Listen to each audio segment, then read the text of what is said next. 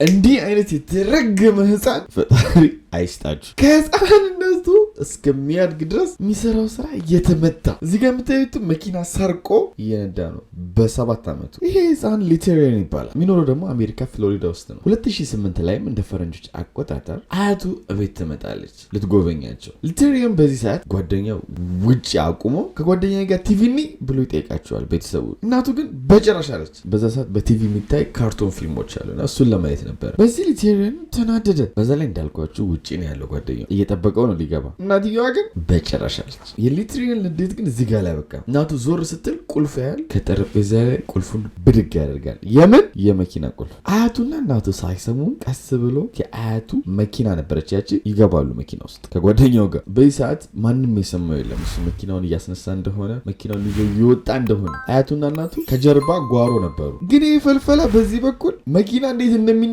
ያቃር ማርሽ ላይ አስገብተው ከቆምበት ቦታ ወደ ኋላ ሪቨርስ አርጎ ነካው። የሆነ ሰዓት ታዲያ እሱ ከሄደ በኋላ እናትና አያቴው ለሊቴሪያን ከጀርባ ጓሮ ባስኬትቦል የሚጫወትበትን መረቡን እየሰሩለት ነበርና መረቡን እየሰሩ ባለበት ሰዓት ታዲያ ደግሞ መፍቻ ያስፈልጋቸው። በዚህ ሰዓት አያቴው መፍቻ ልታመጣ ወደ ውስጥ ትገባለች ቤት ውስጥ። ግን ጠረጴዛ ላይ ስታይ ቁልፉ የለም የመኪናው። ዞር ዞር ብላም ያን የተረገመ ፈልፍላ ስትፈልገው እሱም የለም። በቃ ቁልፌን የወሰደው እሱ ነው መኪናውን የወሰደው ብላ አበደች። ፖሊሶች ጋር እንዲደውሉም አደረገች። እንዳልኳችሁ ሊቴሪያን ግን 7 ዓመቱም ቢሆን መንዳት ይችላል ስላችሁ ግን ፐርፌክት አይደለም፣ ግን ከእሱ እድሜ አንጻር የተሻለ ነው። የ7 ዓመት ልጅ መኪና በሰጡት ምን ሊያደርግ እንደሚችል ታውቃላችሁ። እሱ ግን አትሊስት በቃ ይችላል። በዛ ላይ ደግሞ ቁመቱ አጭር ነው። መኪና ውስጥ ተቀብሮ ራሱ እንዲህ እያለ ነው የሚያየው እና ኦልሬዲ አያትየው እዚህ ጋር ስትነቃ እሱ የትናየት ሄዷል።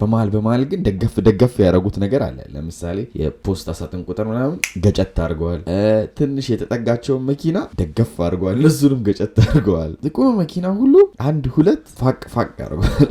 ስለዚህ ስራው ደግሞ ሰው አይቶት ለፖሊሶች ጋር ደውሎ ነበር። ፖሊስም መጥተው እሱም መከታተል ጀመሩ። ተጠግተውም መኪናውን እንዲያቆም ምልክት ማድረግ ጀመሩ። ሳይረን ማጮን ጀመሩ። በዚህ ሰዓት ይሄ የተረገመ ፈልፈላ ሊሰማ ነው በጭራሽ። ዝም ብሎ ይነደዋል። ትንሽም መፍራት ሲጀምር ግን አይ በቃ ወደ ቤት ልንደው ብላ ገባኝ ብሎ ወደ ቤት መንዳት ይጀምራል። ግን በመሃል ኩርባ ላይ ወደ ቤት በሚነዳ ሰዓት ያው መኪና ስትነዱ ዋናው ነገር ምንድን ነው? ግምት ነው። ግምት ማለት ለምሳሌ መኪናችሁ ሳይደርስ ቀድሞ ማዞር ያለባችሁን ቦታ ማወቅ ነው ብቻ ባጭሩ። እና የሆነ ኩርባ ላይ ቀድሞ ሲያዞር የመኪናውን ጎማ ጠርዙ ይመታውና የመኪናው ጎማ ይወልቃል። የመኪናውም ትክክለኛ ፎቶ ይሄን ይመስላል ከወለቀ በኋላ ማለት ነው። ይሄ ነገር ሲፈጠር ታዲያ መኪናውን እንዳያችሁት እዚህ ጋር ጎማው ወለቀ እንጂ አልተገለበጠም። እና ሊቴሪያልና ጓደኛው ምንም አልሆኑም፣ ደህና ናቸው። ፖሊስም ደግሞ ጥያቄ ጠይቃቸዋል። በንጋታው ያው ህፃን ናቸው ምንም ማድረግ አይችልም ይለቃቸዋል። ይሄ ነገር ግን በጊዜው በጣም አነጋጋሪ ነበርና በዜና በምናምን ይወራል። ትክክለኛ ከዜና ላይ የተወሰደ የእሱን ኢንተርቪው ላሰማችሁ ምን እንደሚል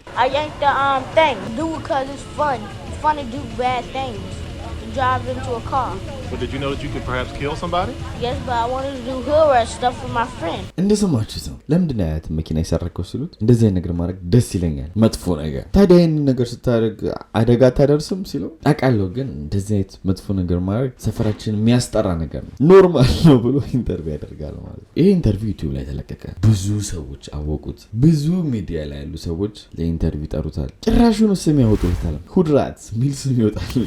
አሁን ይሄ ፈልፈላ ይሄ የተረገመ ስራ እዚህ ጋር የሚያበቃ ከመሰላችሁ ተሳስታችኋል። ከ2 ሳምንት በኋላ ዋልማርት ሱፐርማርኬት ውስጥ ነው ያለውና ያው ከፈረደባት አያቱ ጋር ማለት በዚህ ሰዓት ታዲያ ይጣላሉ ከአያቱ ጋር። የዶሮ ክንፍ ግዢልኝ ይላታል። አልገዛም ትላለች። ግዢልኝ አልገዛም። ከዛስ አያቱን መምታት ይጀምራል። በዚህ ነገር ደግሞ ያዩ ሰዎች በጣም ተገረሙ። እንዴት እንደዚህ ያደርጋል? ያው የተረገመ እንደሆኑ አላወቁም። እንደዚህ አይነት ጸባይ ያለው ልጅ ካላችሁ በደንብ አድርጋችሁ ቁንጥ ማድረግ አለባችሁ። ወላጆች ከዚህ ቪዲዮ መማር ያለባችሁ እሱ ነው። ልጅ በደንብ መቆንጠጥ አለበት። ሊቴሪያን ግን ያው ያልተቆነጠጠ ዘልዛላ ልጅ ስለሆነ አያቱን ሁሉ ይደበደባል። ይህም ነገር አነጋጋሪ ሆነ። በዜና ሁሉ ወራት ተጀመረ። አያቱን የደበደበ የመጀመሪያው ሕፃን ልጅ ተብሎ ዜናውም ይህን ይመስላል። አንዴ ስሙ። 7-year-old who stole his grandmother's SUV and went on a dangerous joyride. His latest incident. አሁን ሊቴሪያን በጣም ታዋቂ ሆነ። ጊዜያቶችም አልፎ ከ2 ዓመት በኋላ አሁን 9 ዓመት ሆነ። ሾ ላይ ሁሉ ቀርቦ ይጠየቃል። የአያትን መኪና እንዴት ትሰርቃለህ? ጥፋተኛ ነህ ሲለው የኔ ጥፋት አይደለም፣ ቁልፉን ጠረጴዛ ላይ አስቀመጠች ወሰድኩት፣ ቁልፉን ቦርሳ ውስጥ ነበር ማስቀመጥ የነበረባት ይላል። ከሱም በተጨማሪ ደግሞ አኒሜሽን ፊልሞች አሉ፣ ሲሪየስ አኒሜሽን ካርቶን ፊልሞች፣ እሱ ላይ ሁሉ ካራክተሩን ያስገቡታል። አሁን ጊዜያቶች አለፉ። ትልቅ ሆነ። ትምህርቱንም እየተማረ ነው። አሪፍ ውጤትም ማምጣት ጀመረ። መጥፎ የሚባሉ ስራዎችንም እየሰራ አይደለም። ሰዎችም በፊት ባለው እውቅና መሰረት ኢንተርቪው ያደርጉታል። አሁን አድጎም ይህንን ነው የሚመስለው። እዚህ ጋር የምታዩትም ማለት ነው። ሁሉም ኢንተርቪው ላይ ደግሞ በቃ ያረኩት ነገር መጥፎ ነው፣ ከስህተቴ ተምሬያለሁ፣ ትክክል አልነበረም እያለ ነው የሚያወራው። እና አሁን እሱ ጨዋ ሆኗል ለማለት ይከብዳል። ምክንያቱም 2017 ላይ እንደ ፈረንጆች አቆጣጠር አሁን 16 ዓመት ሆኖታል። ጊዜውም መሽቷል። ከጓደኞቹ ጋር ነው። በስልኩም ራይድ ይጠራሉ። የራይድ ሹፌሩም ይመጣል። መኪና ውስጥም ይገባሉ። ከዛ ሰውየውን የጠሩት ቦታ ኦርደር ያደረጉበት ቦታ የጓደኛቸው ቤት ነው። እዛ ይወስዳቸዋል። ጓደኛቸውም ይወርዳል። ግን ሊቴሪየም ውስጥ ነው። ሹፌሩ ከዛ ግራ ገባው። ለምን አትወርዱም ይላቸዋል። ሊቴሪየም በሰዓት ንዳው ብሎ ያዘዋል። ሹፌሩ ደግሞ ኦልሬዲ ተባባለበት ቦታ አድርሻቸዋለሁ፣ እንዲሄድ የምፈልግበት ቦታ ከፈለጋችሁ በአፕሊኬሽኑ ኦርደር አድርጉ፣ ከዛ ላስጀምርላችሁ ይላቸዋል፣ ወደሚፈልጉበት ቦታ ማለት። ግን እነሱ ይህን ማድረግ አልፈለጉም። ጭራሹን ከኋላ ጓደኛው ሽጉጥ ያወጣል፣ በመዳፉም ይመተዋል። ንዳው ዝም ብለህ ይለዋል። እሺ ቆይ ምናምን ብሎ እንደሚያስነሳ አድርጎ መኪናውን ከፍቶ ብን ብሎ ይወጣል ሹፌሩ። ግን ችግሩ ከመኪናው ሲወጣ ሰውየው ንብረቱ እንዳለ ጥሎ ነው የወጣው። እኛም እሱን ነገር ይወስዳሉ።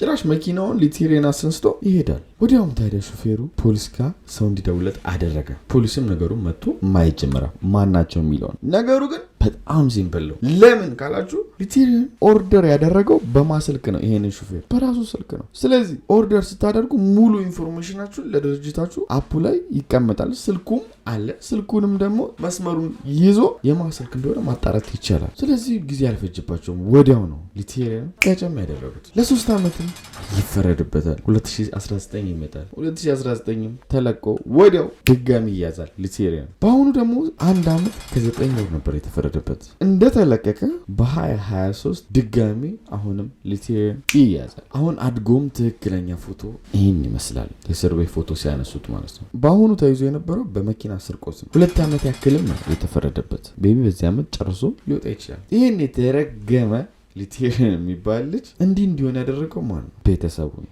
አንዳንድ ሰለጠንም ብላችሁ ልጃችሁን ማትቆነጥጡ፣ ልጃችሁን ማትቀጡ ብዙ ወላጆች አላችሁ። በመነጋገር እንመን የምትሉ የ7 እና የ5 ዓመት ልጅ በመነጋገር ለማሳመን የምትሞክሩ፣ ልክ እንደኩያችሁ ቁጭ አድርጋችሁ ልትመክሩ ልታጫውቱ የምትሞክሩ ብዙ አላችሁ። አንዳንዴ መቆንጠጥ አሪፍ ሳይበዛ ኮንፊደንሳቸውን ሳያሳጣቸው። ምክንያቱም ልጁ አድጎ በእናንተ ብቻ አይደለም በሙሉ ማህበረሰቡ ችግር ይፈጥራል፣ ለሰዎችም ችግር ይሆናል። ስነ ስርዓት የሌለው ከማሳደግ አለመውለድ ይሻላል። ወዳችኋለሁ። በቀጣይ ቪዲዮ እንገናኛለን። ሰብስክራይብ፣ ላይክ ማድረጋችሁ እንዳትረሱ።